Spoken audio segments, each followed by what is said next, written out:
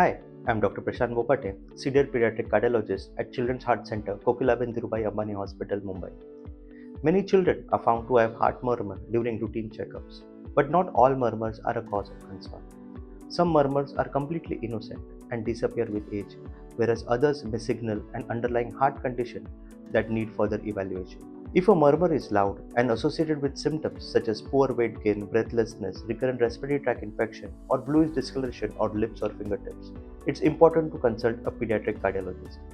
Advanced diagnostic tools like echocardiography helps us to determine whether the murmur is benign or linked to a structural heart defect.